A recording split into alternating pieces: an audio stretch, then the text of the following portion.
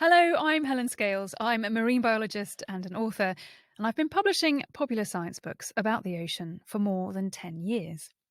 My most recent titles are The Brilliant Abyss and The Great Barrier Reef, my first book aimed at younger readers. Now, I'm not going to talk too much today about kids' books. It's a specific market and it has its very own particular ways of doing things. But I would say that if you're interested in writing for younger readers, and especially if you like the idea of collaborating with artists to create something visually stunning, then it's definitely something to consider. For the most part today, I'm going to focus on books about STEM subjects aimed at adult readers, perhaps interested teens. Now, these are narrative non-fiction books about some scientific, technological, engineering, or mathematical aspect to the world. They can be written by academics or journalists, or academics who've become journalists and writers. And by popular, I mean books that are aimed at the general public, readers beyond the boundaries of academia. That's not to say that your books won't be read by scientists, but they're not the ones you're writing this specifically for. At least not experts on the topic of your book, but pretty much anybody else. Now, there are lots of reasons out there for why you might want to write a popular science book, and here are just some of them, some of the important ones, I think. Firstly, writing a popular science book gives you the opportunity to really dive deep into your topic. I think more so, perhaps, than other means of communicating science to the public, like newspaper articles and magazines and TV and stuff like that. You really do have the longest amount of time writing a book with your audience. Like, for example, I recently narrated the audiobook for my book, The Brilliant Abyss. And the whole thing, me reading it out from one end to the other, came in at around 8 hours. So people might read quicker than that to themselves, but that's a long time, like 4 movies worth perhaps, or 6 or 8 Netflix documentaries. So I had a lot of time with this topic and with this book to spend with my readers. So if that kind of depth and engagement appeals to you, then maybe writing books is for you. Some of the other reasons for writing popular science books, well, it can help to build your brand as a science communicator. It gives you the opportunity to stamp your authority on a subject, and it gives you a platform that opens up other opportunities to talk more broadly about your ideas on TV and radio, at science festivals and things like that. I would also say that in itself is maybe not quite enough, and what you really need is to like writing. I think you really should write popular science books if you have a compelling, burning desire to write a book.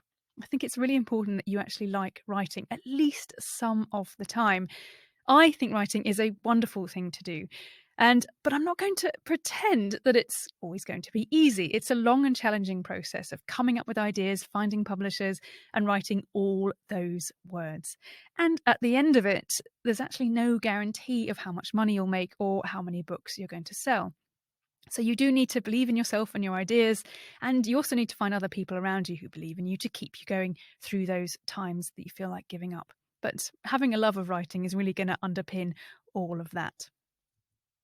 And one more thing that really is fantastic about writing books is that there is a great joy to it. I find it incredibly satisfying and rewarding, especially when you get to the end part, when you finish the book and it's out there and people are reading it. It really does. It really does bring a great thrill, especially when I hear from people who've read my books, and sometimes get emails, occasionally even handwritten letters from readers who've enjoyed my work. And especially, it is really magical when they tell me that they've learnt something or they see the world in a new way. So I would say there is a great joy to writing popular science books, and that's a good reason for doing it. So if you think writing books is for you, then the first and most obvious thing you're going to need to do is decide what to write about. Now, this is part of the process that you should take your time over. Take time to figure out what kind of story you want to tell and how you're going to tell it. You might be coming to this with quite a firm idea already of what you want to write about, or maybe not. If you're looking for inspiration, then here are some things you could think about. Is there something you're itching to write about or explain to the world? Because you do really need to be extremely passionate about your subject to keep you going through the process of writing a book. Now, is there a book that you'd love to read but hasn't been written? And if so, maybe you're the person to write it. If you're a journalist and you write popular science features, are there stories that you report on that you think might be expanded into a book? Perhaps the more you look at it, the more the stories unfold. Do you think there might be enough material to support an 80 or 90,000 word book? If you're a scientist, is there part of your work that you're dying to tell a wider audience about?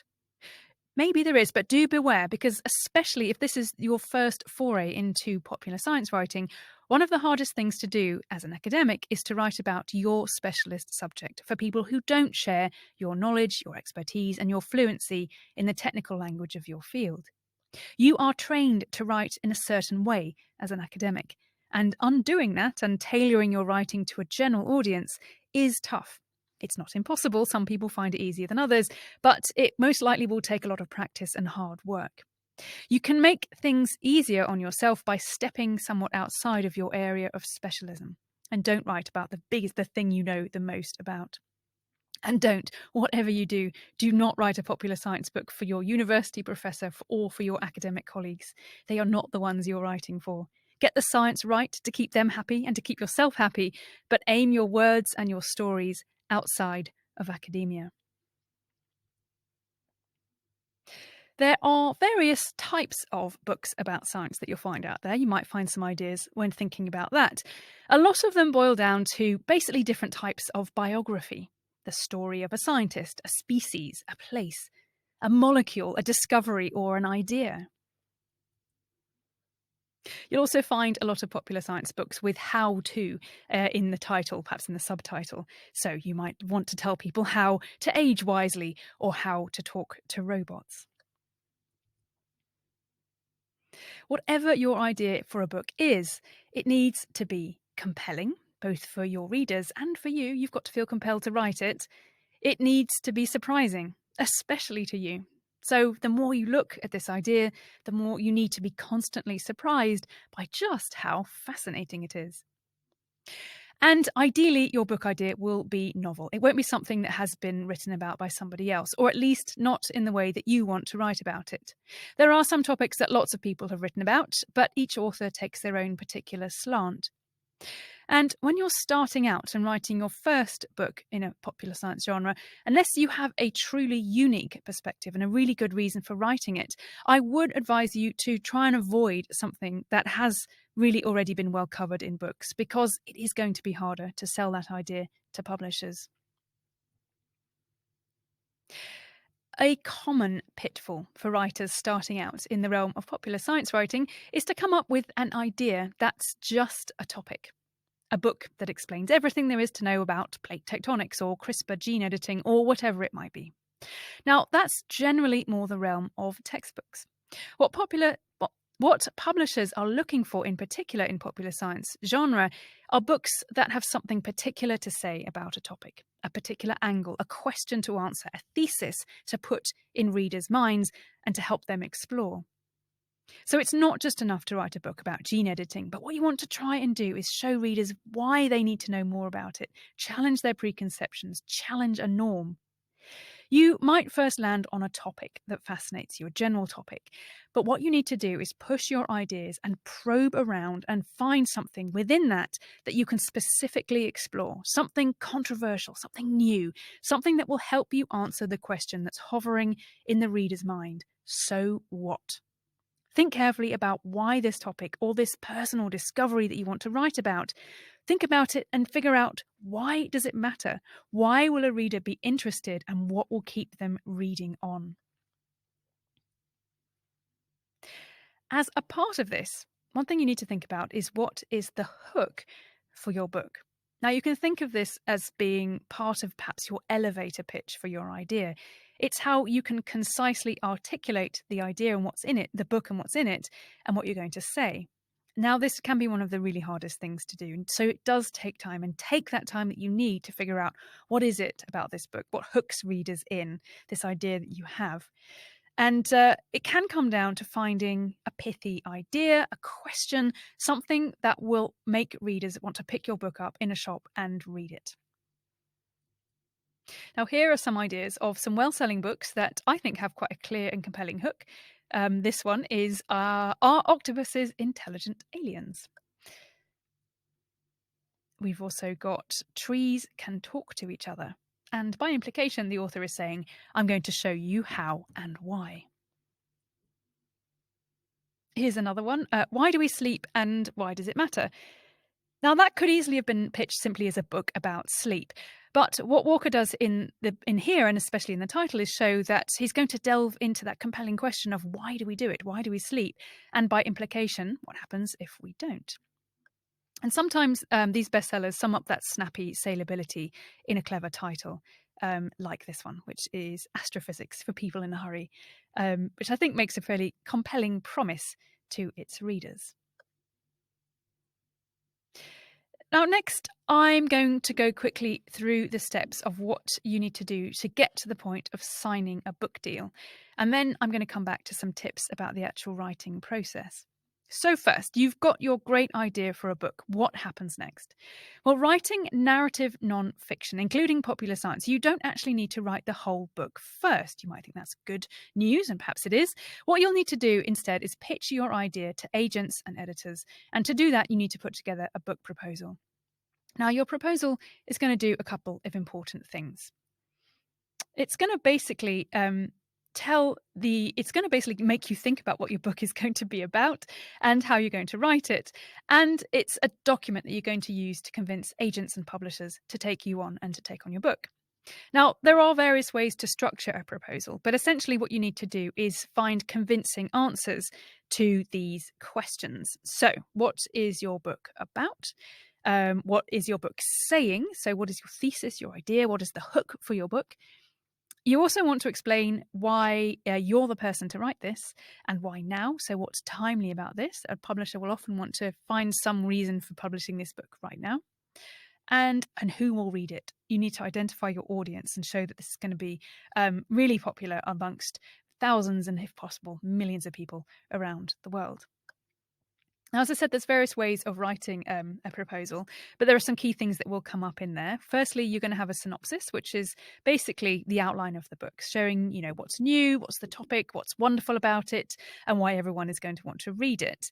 The aim with a synopsis is to write it as powerfully and succinctly as possible, although some are quite short. They can be a few pages. Some will run to maybe 20, 30 pages. See how it feels to you. The other thing is a chapter outline. Now, this is important because all book proposals need to kind of have a structure laid out for the book, at least in plan form. That can change later on. But, show that you've got an idea of how the book is going to be laid out. And you do that in terms of a chapter outline. Now, things to think about here. Ideally, you want your book to have some sort of narrative arc that will rise and fall over the course of the book. And at its very simplest, this means your book needs a beginning, a middle, and an end. And for popular science books, you might also add sections that can lead readers through different parts of the story. Think also how you might build tension. An important thing with reading, you want something that will keep your readers, going. You want them to turn the page and carry on to find out what happens next. So where are those points of tension in your story? Where is something clashing? Where is there something that needs to be uncovered and discovered? So your chapter outlines can be quite detailed. You can write anything from a paragraph to several pages that will outline what's going to go in each chapter. More things to put in your proposal is an idea of what the competition is. Now, this is important because it's basically identifying your target readers via the sorts of books that they might have already read. So what you need to do is spend quite a bit of time researching your part of the market, and do this in bookshops, online, browsing booksellers' websites, and look for book reviews. Ultimately, what you want to come up with is a list of other titles, other books, maybe I'd say at least 5, and preferably including some smash hit bestsellers that are really comparable to yours. They're not exactly the same books, but these are the books that, you could say people who loved reading this New York Times bestseller, or whatever it is, are going to absolutely love reading your book too. Now, agents and editors will talk about books that sit alongside each other. So you're looking for these comparable titles that show there's a really healthy market for what it is you want to write about, and showing that those types of books really do sell well. You can also give some important specifications in your proposal. Again, helps you to think this whole thing through and what you're letting yourself in for, including the length of a book. Generally somewhere between 70 and 100,000 words, or that's roughly between 200 and 300 pages, depending on the layout. That's really the sweet spot for narrative nonfiction like this. And the chapters within that are usually around 8 or 10,000 words each, but again, that can vary. You could also lay down in the proposal ideas about illustrations and photographs if you've got plans for those, say roughly how many you'd like, and if you've got any of your own images to use, that, and do mention that. Then a really important thing is the delivery date. It's really key that you ask yourself, how long is it going to take you to write the first full version of the manuscript? The words that you're going to send to your editor and say, yeah, these are good. Now, you need to be really honest and realistic about this. It's going to depend on all sorts of things, including, well, how much you've already written of the book, whether you plan to work on it full-time or part-time, how much research you've done already and how much more you think needs doing. And ultimately, it's going to depend on how fast or slow a writer you are. And there's no right answers to that. You have to find that out for yourself. Standard delivery times for books of this kind is usually, well, they're usually around a year or two. But there are authors who do take much longer. So whatever you do decide, and put that down in the proposal, it is negotiable. So if you do need longer, then that's usually okay. But you do need to give your publishers a good deal of notice, because they've got a lot of things they're planning quite a way in advance of publication. So you need to give them good notice if you do think there's going to be a chance you're going to be late in delivering your manuscript. So on the whole, it's best to start out with something that you think is genuinely going to be achievable. Now, something else that's either fun if you like doing this kind of thing, or you're good at it, or it's a real struggle, in my case, is coming up with a good title for your book. It can really help sell the idea to an editor if you've already got something really cool to call it. And here's just a few I've pulled out, which I think are quite good. We've got The Book of Why, The New Science of Cause and Effect. We've got Happiness, a Mystery, and 66 Attempts to Solve It. Here's some more. Numb and Number. I just like the way that looks. I think that's fantastic. And Beyond Weird by Philip Ball. So yeah, if you can come up with a great title, put that down in your proposal. Don't worry too much. That can always change. I mean, I've come up with titles for my books literally just before they've gone to be printed. But if you can find a good title, or find a friend who's excellent at good puns, if you want that kind of thing, then ask around and see what you can do. Now, something else that you will need to do in your proposal package is to provide some sample chapters. So as well as your killer book idea, your great title, your synopsis, your chapter outline, you're going to need to show potential publishers that you are also a good writer. So you're going to have to write some chapters. Now, the proposal will normally have between 1 and 3 chapters. They don't necessarily have to be the first 3 chapters in the book, although that is often what people write. This might seem like quite a bit of work, and it is, but just spare a thought for those poor fiction writers who generally have to finish the whole book before approaching publishers. So we have it a bit easier than those guys. These sample chapters are really important. They take time. Don't scrimp on this. Work as hard as you can on them. It's really how you're going to demonstrate to agents and editors what your writing style is, what your voice is, and how your expertise and your knowledge is going to be shared with your readers on the page. So when you're deciding which chapters to write, think really carefully about picking ones that are going to show off your writing at its best, and ones that are really going to set the tone for the book as well. Okay, so let's move forwards. You've got your wonderful book idea, you've got a proposal, you've got your chapters. Now what? Well, it's time to get out there and find a publisher. But the first port of call for most writers is a literary agency, an agent who will represent you and your work. So, should you get an agent? Well, it's a question I am often asked, especially by academics who want to write popular science books. There are lots of reasons why you should think seriously about getting an agent. Their job is to get you a good book deal, as good as possible. Then, after that, they'll manage your dealings with your publisher, they'll negotiate contracts, handle your earnings, and a whole lot more. In exchange, they will take a percentage of your earnings, usually around 10 or 15%. Agents know the market. They know what sells and what publishers are looking for. And ultimately, an important reason to work with an agent is because many publishers only deal with agents. They don't work directly with authors. Essentially, agents are the first filter on authors and their books. Rather than wading through the slush pile of unsolicited manuscripts and proposals, editors at publishing houses want trusted agents to do the first cut for them. and approach them with ideas and authors they think are worth considering. So how do you go about getting an agent? Well, here in the UK, you can go to a thing called the Writers and Artists Yearbook. It comes out every year, doesn't change a huge amount. You can go for one that's not too old. Get them from the local library if you can. In that, they basically have lists of authors under different types of books, all sorts of details you can find in there. You can also find out who represents the authors who write similar books to yours. So you can do this anywhere in the world. Find books that perhaps are in your comparative title or just similar things that you might want to be doing, and find out who their agents are. You can check the acknowledgements. People usually thank their agents there, or look at the authors' websites. Now, when you have some ideas of names, find the agency websites and check out their recommended guidelines for submissions. They should say how they want to be approached. They may also say what kind of authors and books they're looking for, and they should specify what material they want in a proposal, how long it should be, how many sample chapters, that kind of thing. So actually, there's something to be said to be doing this at around the time that you're developing your proposal, so that you can think about what material you're going to submit to these guys when it's ready. Now, one thing to bear in mind is that you need an agent who really gets you and your ideas, who you like and you can see yourself working with in the years ahead. Meet up with them. If they're serious about working with you, they should at the very least have a Zoom call or a coffee, and just do that and see how you get on. I worked early on with an agent who I eventually left because ultimately we didn't actually seem to have the same vision as I did. He didn't have the same vision for my books as I did. So I went elsewhere. So don't be afraid to shop around. You also have the option of going alone. You don't have to get an agent. Another option is to work directly with publishers, especially if you work with academic publishing houses, many of which publish excellent popular science books like Cambridge University Press and Chicago University Press. These much more often deal directly with authors and especially academics. So let's jump ahead now to the point where a publisher is keen on your book. And what happens is, well, you might have some conversations with some interested editors, and then the magical day arrives when you're offered a book deal. And if you're especially lucky, you might have several publishers interested, and there's an auction which will drive up the price that they're going to pay for your book. Now, a few details of what you might expect.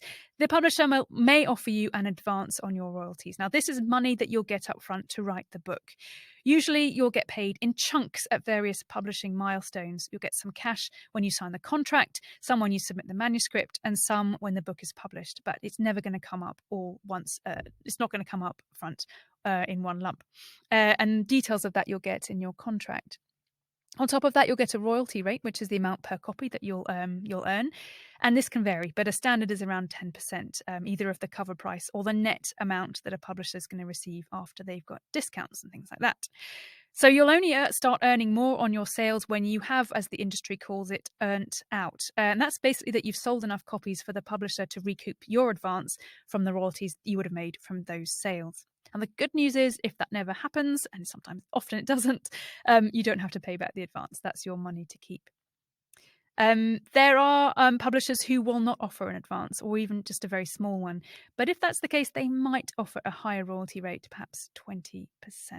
Now, negotiating on all of this is what your agent is there for. If you don't have an agent, you're going to have to do this all on your own.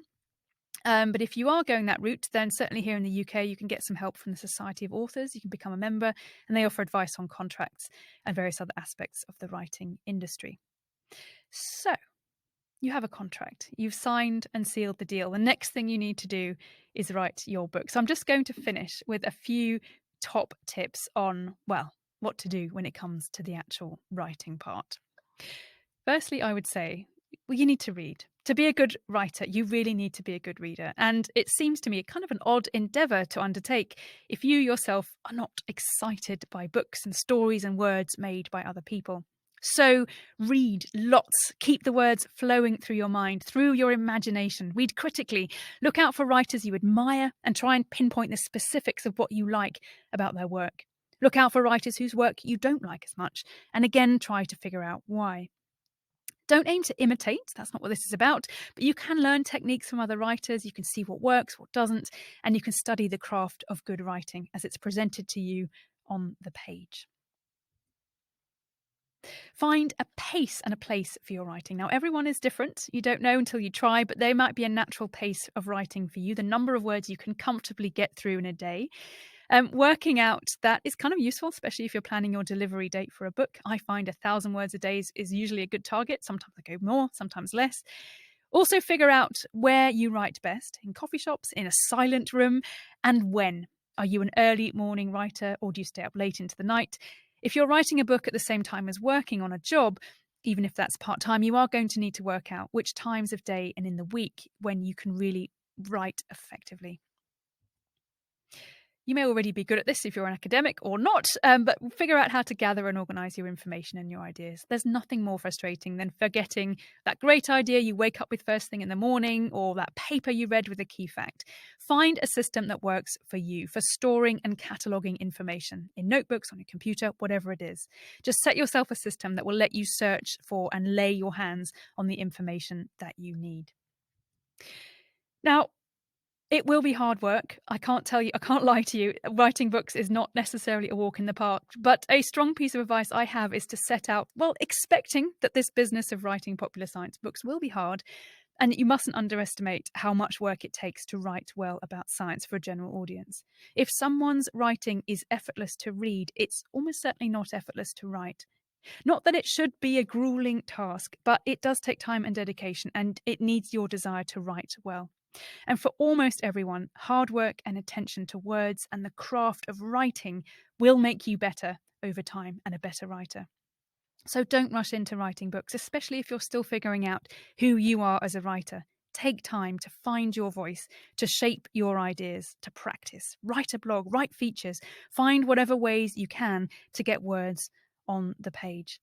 And that leads me to my final tip, which is don't give up. It isn't easy. You will need to keep trying and working hard through rounds of rejections we all get, and of publishers saying no. You need to keep going when you think there's no way you're going to finish writing this draft, or when you think that everyone else is writing a better book than yours. You need to keep going when you face the challenge of thinking of a second book to write, and you're wrestling with your demons over how good it will be. All you need to do is keep going, keep on having ideas, and keep writing. Thanks.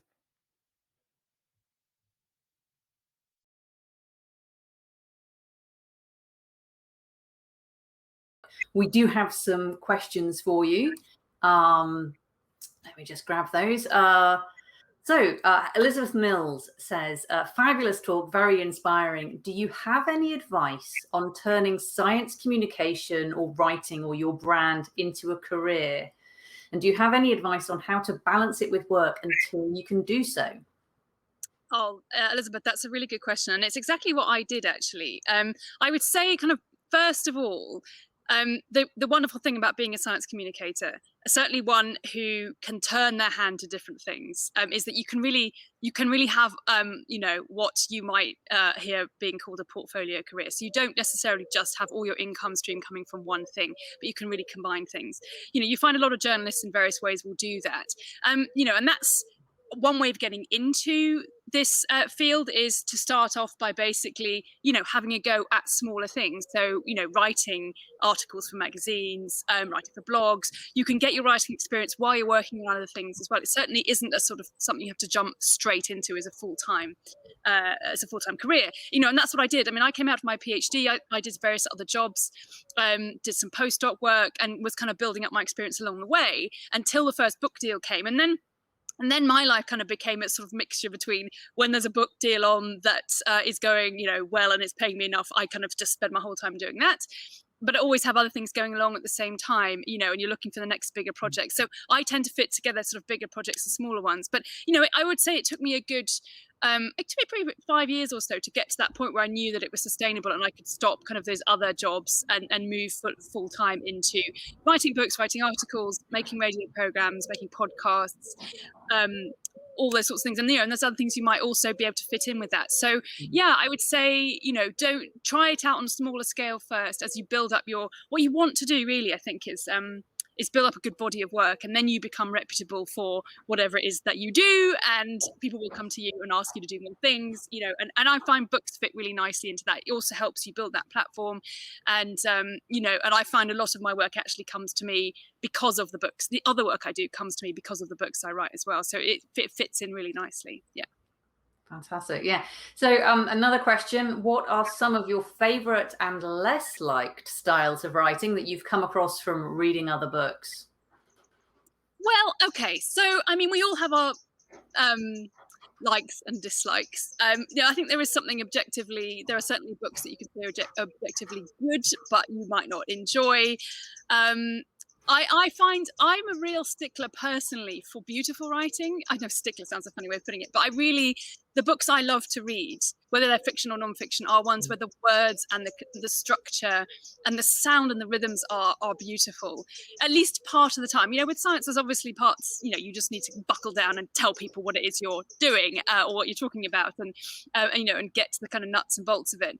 But for me, I think, without necessarily kind of naming any titles that I've read lately that I've disliked, I would say there are some that for me are a little bit oversimplified, and the language, for me, I prefer it to have that kind of rhythm and beauty to it. That's not to say there's wildly successful books that I sort of found perhaps didn't have that kind of poetic touch so much.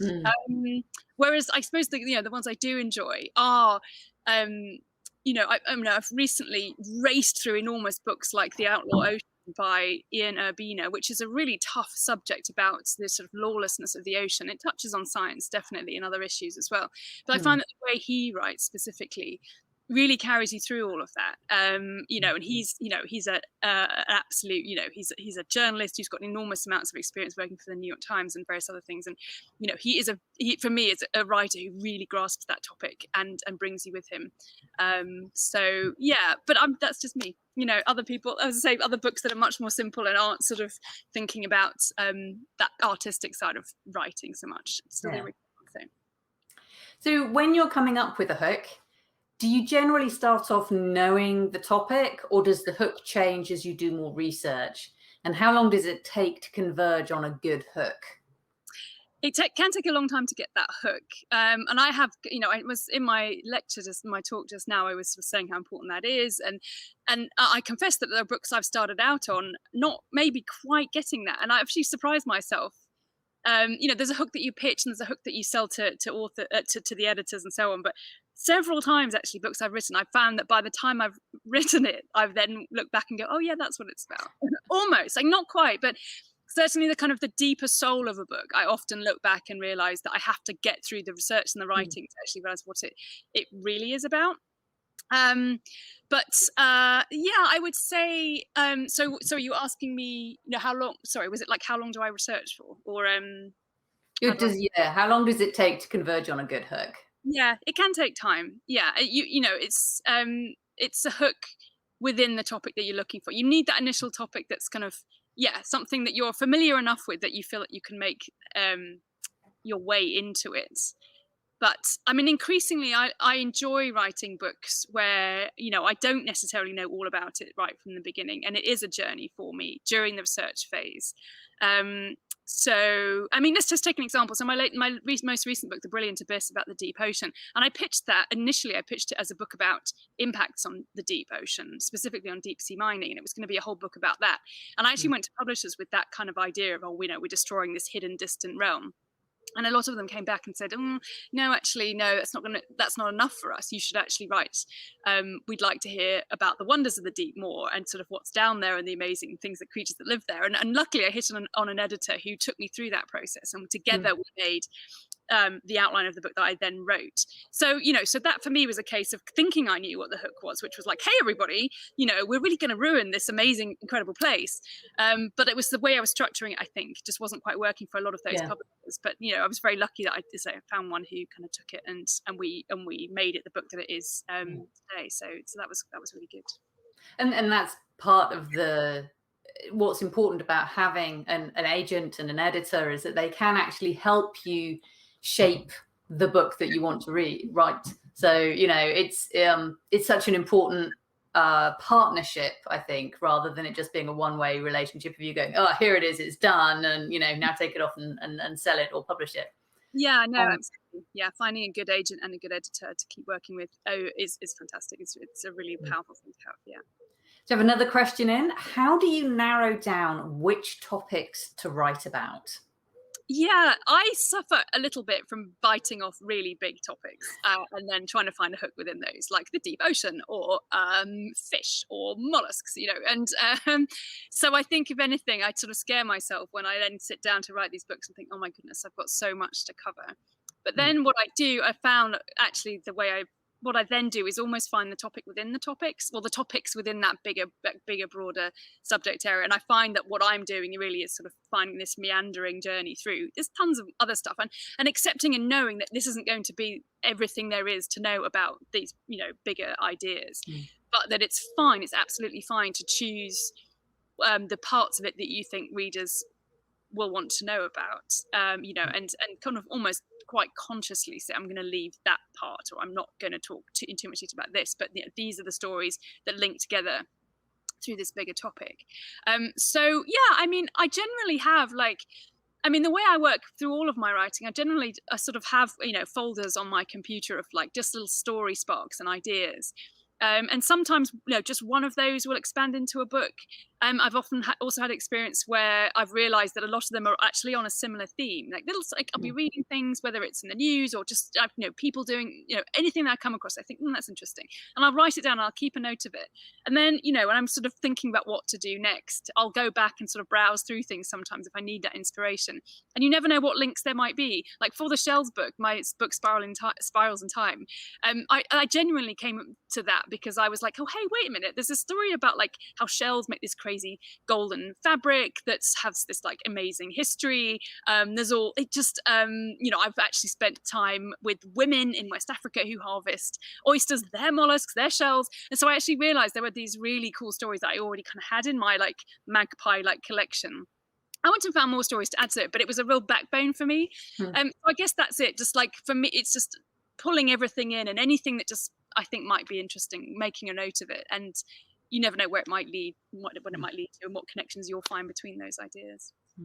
So how do you, because you're writing science books, how do you deal with sort of like perfectionism, that desire to make sure that everything is absolutely factually perfect and correct, and that the whole thing is right? Because that would paralyze me, I've got to say.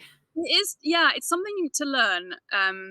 Two things specifically. One is you've got to stop the research. You've really got to learn to stop and go, okay, this is enough now. And whether that's research in the field and kind of going out and meeting and going to places and talking to people, doing more interviews over the phone, just reading more and more papers, you know, there will always be more. There will always be more things to know, and always more things to fit in. Like I've sort of had to deal with especially with the deep ocean stuff. It's like every week something new cool thing comes out about deep ocean science. And you're like, oh, damn it, let's put that one in. And you're sort of trying to cram all the last minute things into this book, and you have to go, no. And the editor says, you know, stop. That's it, enough. So yeah, I think that learning that it's never going to actually satisfy that part of you know, as a scientist, that you want to have absolutely everything in there, but that's okay, and sort of recognizing that. And then I guess just holding it up, well, getting others to read it is also great. I'm most confident with chapters in books if I'm not, you know, bang on an expert on that particular chapter. I will really try and get others to read it and say, you know, and just mainly, you know, sometimes it's people who I've spoken to, sometimes it's just other scientists I know in that area, and just say to them, look, is this okay? You know, is this right? And, you know, not to say that it's their responsibility, but just helping to kind of get it out there before it goes out into the public, to sort of say, yeah, you know, cast your eyes over this. Have I got anything horribly wrong? And that generally helps with the confidence and with the not getting things wrong. So yeah. Do you have any tips for publishing a book without an agent? So currently I'm publishing kids' books without an agent, although I might change that simply because there's more coming along, and it's something I didn't really expect necessarily to do that many of them, but it seems like that's becoming quite a fruitful and really wonderfully enjoyable part of my work. I love it. So so far I've been working on those without agents, partly because those publishers came to me. And that's not true, actually. I did one of my mid books, the Spirals in Time, I wasn't represented for because the publisher came to me. So that's not very helpful in the sense of I went without an agent because someone came to me and said, do you want to write this book? And I said yes. And so I just did that. So I suppose the advice I'd have, based on my own experience, is if you are putting yourself out there, showing yourself to be a good writer and a good science writer, there is a possibility that somebody might come to you and offer, you know, Mm. an opportunity to say, do you want to write this book? So be good. My tip would be to write well, in other ways. Get your kind of body of work up as a writer of articles, of blogs, other things that you do. Get out and do talks, you know, get Mm. your name known, and then you might. And I know various other authors as well who've come to writing, because they've had another. You know, they've shown themselves in the public eye, and publishers have got in touch saying, you know, your story is interesting, or you're interesting as a person. You know, and I guess the more classic route, well, yeah, is to knock on doors Mm. yourself. And as I sort of mentioned in the talk, you know, you can do that more with academic publishing houses. They're much more used to speaking to people directly. But yeah, I suppose that would be it for me. I mean, even if you're not expecting someone to come and knock on your door, it is still a really good idea to have that body of work Mm. available, because that really will help publishers, editors and agents, well, editors directly, be interested in what you're doing. So that route, I would say, yeah, just do whatever you can to practice and get better at writing, and put your work out there, and you never know what might happen. Yeah. So another question that's come in, can you share concrete examples in your experience of the style of writing to tailor the book towards a general rather than an expert audience? Okay. Well, for me, it's a lot of times about language and vocabulary, and just, but firstly, you know, just abandoning any not abandoning, but steering clear, if you absolutely can, of any specialist language that you can avoid. And sometimes you can't avoid it, and you absolutely need to. And it's a shorthand that you can introduce in your book. And if it's an important enough topic, or part of your topic and your idea, then absolutely, you know, introduce your readers to it and carry on forwards. I mean, so a concrete example would be, so in my deep ocean book, I mean, it's a small thing, but you know, deep sea scientists would not really refer to the sunlit zone, the twilight zone, and the midnight zone so much. They would call it the euphotic, the mesophotic, and the abyssopelagic, I think. So I just decided not to use those words. I think I may have put them in a footnote to be like, you know, this is what the official people say to these things. But, you know, I think those other words are perfectly fine. Otherwise, I think another thing, and I'm being a bit kind of, what I'm thinking about is taking more kind of academic style of writing and making it more public facing, is trying to sound clever. I think a lot of academic writers, for whatever reason, try to sound smart on the page. And I find, you know, and I run classes through Cambridge University for anyone who wants to get a bit more experience and you know, and get some more tips about writing for popular science. A lot of those are academics who quite rightly, you know, want to do that, and often I find that it's hard to get them to let go of that feeling of I should be showing to be I am the smartest person in this room, and finding a way of getting the same information across but without being a smarty pants about it. I think is a really important thing to do for popular science books, because I just think that puts people off. You know, they want you to be they want you to be a reliable narrator. They want to know that you are, you know, a source of knowledge, and that, you know, what you say is right, but not necessarily in the sort of way. And I think part of that is, and part of this kind of smarty pants stuff with academic writers, is the choice of words that aren't necessarily anything to do with the science, but are just clever sounding words. And they want that, you know, that's what they're using on the page, and sort of not realizing that actually really simple writing can actually be much more effective and much nicer to read than a whole bunch of really long, you know, making verbs out of nouns and sort of things like that. Just you know, strip it back and write simply, and it's so much nicer to read as well. So just think of your readers as not someone you're trying to impress, but just someone you're hoping to enthuse. I think is a way to do it as well. Fantastic. So another question from Elizabeth Mills, and these are great questions, by the way. I'm loving these. How would you go about approaching people to write articles to get practice or build your portfolio first? So yes, good question, excellent question. I mean, these days, I started out before there was an awful lot of online blogging and that kind of thing, which there is tons of now. I mean, you can just do your own if you want to, which I would say is that's the easiest way to get going, is to set yourself up with a blog. And I did a little bit of that when I finally put a website up, but it just didn't feel like the same sort of thing that it is now, where there's a lot of that. But I guess the next step you want to take is to try and get work accepted by other people, and start having these more collaborative relationships with editors and things. So pitch yourself. But it's all about ideas, really. That's the currency as a science writer. It's whether it's a book, whether it's an article, it is the idea. So if you can find an angle, a hook, a story that someone else hasn't written about, then that could be your doorway into a website that's looking for articles. I mean, there will be lots of places that will look for writers and not necessarily pay them. I would advise you not to do that for too long, but it's okay at the beginning if you're just getting your experience going. And I was lucky because a lot of what I was doing was actually during my time as a PhD student. I'd already got this idea of wanting to be a writer. And there was loads of opportunities as a student writer at the student newspaper. We actually ended up setting up a sort of student science magazine and things like that. So, that was, for me, was like my training ground, if you like, my sort of internship, I suppose. I'm mentioning internships, that sort of thing does exist as well. You can find I'm sure there's places, I know New Scientists used to do them. Look around, there are other places that are doing that kind of thing where you can get experience that way. But you don't even need that official position. There's nothing stopping anyone from pitching an article idea. If you've got an area of expertise, that's excellent. If there's something that you know about really well, and that's a great place to start, because you've probably got an idea for something, or some new finding, or some new study, and you can be the one to pitch that. And that could be enough to open that door. Look around. Don't necessarily just look for all the big, high street magazines. So look beyond the New Scientist and the BBC Science Focus and that sort of thing. But maybe something slightly more specialist, just to get you going. Something within your field, perhaps. The magazine for conservationists, the magazine for physicists, that sort of thing. And that can also be a way in, especially if you've got that expertise.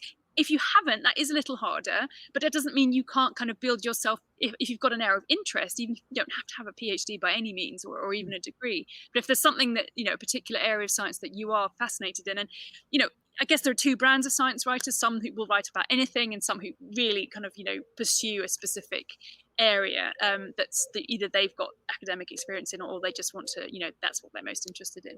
And I'm the latter, obviously.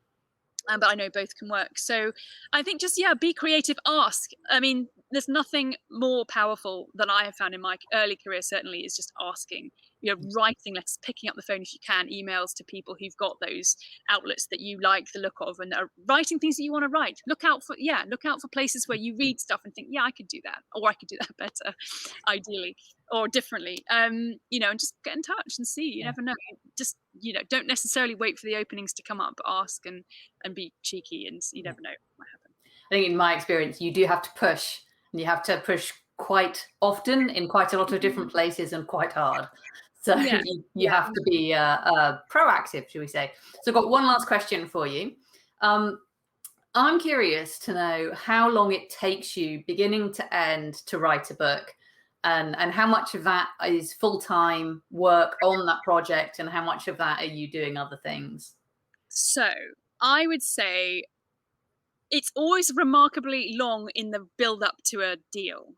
I have an idea. So let's say, okay, for example, this last book that's just come out that I did. I first had the idea about writing a book about the deep ocean, like properly, and like, I definitely want to do this one. Out of the kind of possibilities, was like, no, let's go for this one. This is the one I'm going to talk to my agent about. That was probably 2018, I would say. Yeah. It then took a good year to get the deal all sorted out. That seemed like a long time, but it did take me quite a while to really figure out what the book would be. That was from the kind of the initial just spark of like, actually, let's do this. So that's while other things were going on. Actually, the last book was being published. So, you do have this kind of turnaround. If you want to do more than one book, you want to make it part of your career, you really have to be thinking of the next one while the previous one is in production. So a year in prep, while I'm thinking things through, figuring out what the structure was going to be, getting it pitched and sort of accepted and the deal signed. And then it was 2 years, actually. Oh no, it was 18 months in the research and writing phase. And then it was 8-9 months in production. Yeah. And I would say there were times within that, probably about overall, probably 60-70% of that time would have been full-time working on it, probably over that, certainly over that 18-month period.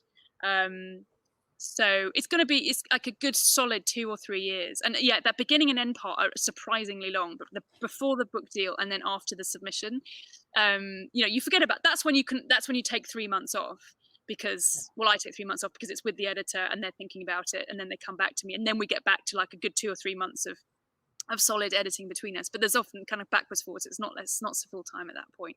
But when it's me researching, if I can, I do like to put everything else aside, but often I don't, because there's other projects I want to keep running. But I would say in the kind of the full on research writing phase, which I kind of overlap research and write as I go for each chapter. So I generally sort of do that one and then write it and then kind of do the next one. It's probably something like 80% of my time is just the book. Fantastic.